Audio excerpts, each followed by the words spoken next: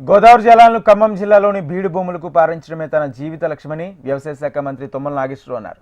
బోర్గంపాడు మండలం 20 గ్రామంలో తాళ్లూరు పంచాక్షరయ్య నవనవతి వన మహోత్సవానికి కార్యక్రమాన్ని హాజరై మంత్రి తుమ్మల తన అనుభవాలను పంచుకున్నారు.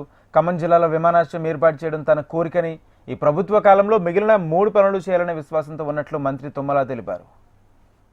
కాబట్టి ఎక్కడికి వెళ్ళినా కూడా, ఏ ఊరికి వెళ్ళినా ఎక్కడికి వెళ్ళినా ఇది తుమ్మల గారిది అని చెప్పుకునేటటువంటి అదృష్టం నాకు శ్రీరామచంద్రుడు ఎన్టీ రామారావు గారి దయ వల్ల దక్కిందని చెప్పి కూడా మీకు ఈ సందర్భంగా మనం చేస్తాం.